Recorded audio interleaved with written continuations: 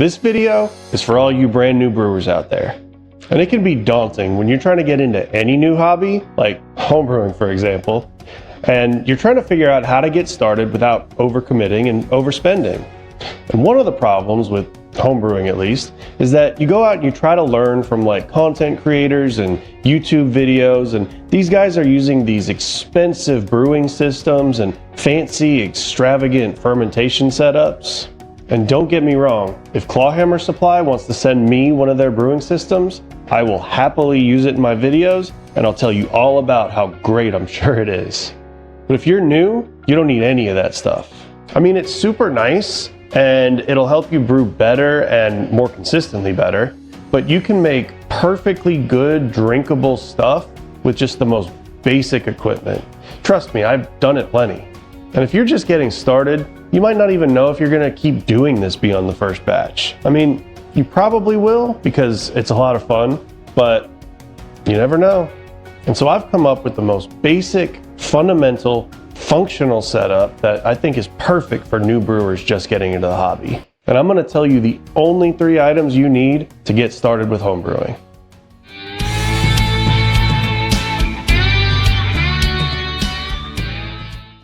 Okay, I know you degenerates over at the Prison Hooch subreddit are yelling at your screens right now telling me, you don't need any of this crap, you don't need anything to get started.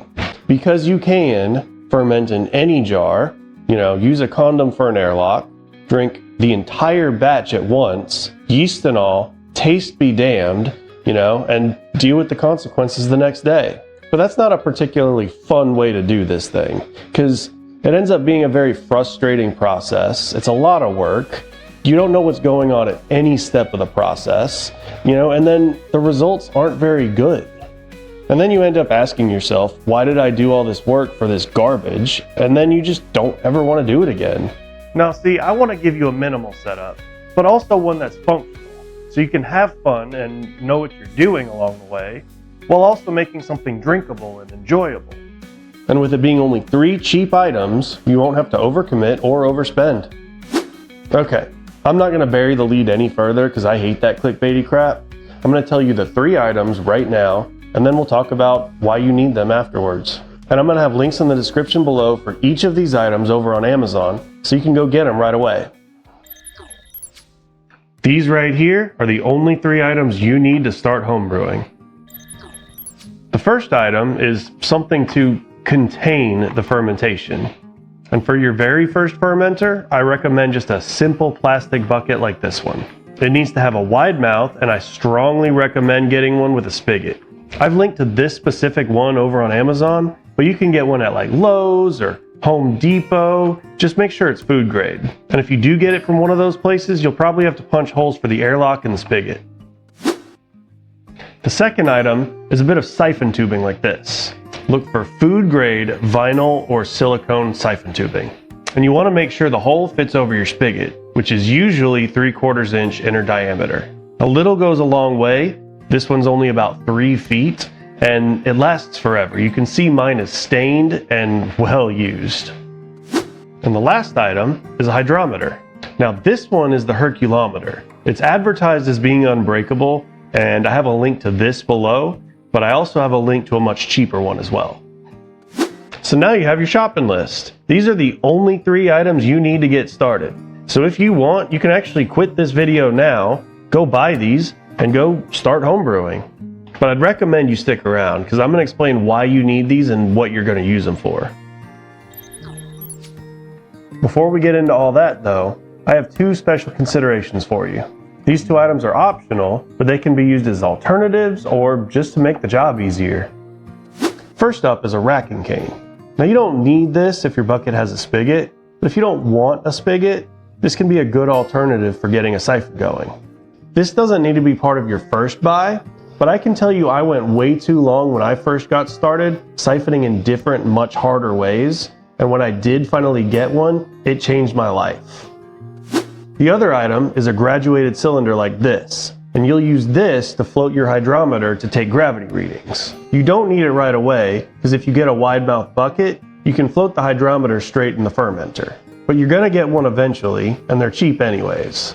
It makes taking hydrometer readings so much easier, and it also prevents one possible point of contamination and oxidation. We also need to touch on bottling and packaging and how you're going to store it, but we'll do that at the end. Okay, so why do you need this equipment? I mean, why do you need any equipment at all? What problems are we solving with it? What steps of the process are we making easier? There's actually 3 core problems we need to solve with any homebrewing setup. So the first core problem is literally just something to contain your liquid and your fermentation. It doesn't just need to house the liquid. It needs to protect against air and contaminants, and it needs to manage pressure buildup. As your fermentation creates carbonation, it builds pressure, and if it's in a sealed vessel, that vessel will explode. Now typically, brewers will use this simple device called an airlock, which when filled with liquid, won't let anything in, but it lets pressure escape. But the airlock's not on my recommended list, at least not for a beginner.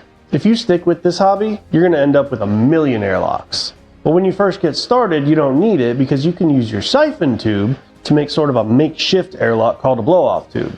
And I've got an article over on the website, ultimatehomebrewersguide.com, all about the benefits of blowoff tubes and how they're useful for new brewers and veterans alike. And I've got some B-roll of blowoff tubes showing, but if you want to figure out how to make one yourself, there's an infographic in that article. So check out the link to that in the description below. And I'm probably going to do a video on that in the future, so if you're watching this after that comes out, there'll be a card on screen as well.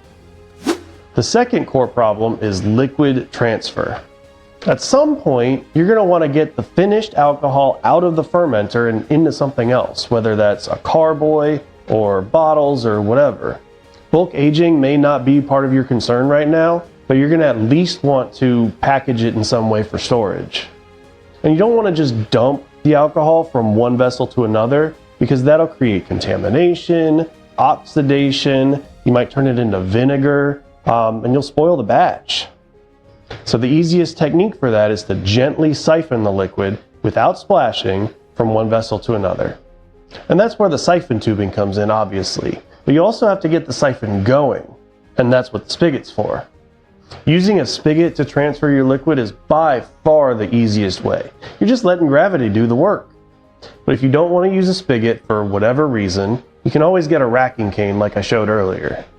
And of course, if you're real cheap, you can use your mouth to get a siphon going like they do in the movies. But not only is this unsanitary, it's a point of contamination, you also just can't do it without making a mess. So get a bucket with a spigot. It's not that hard.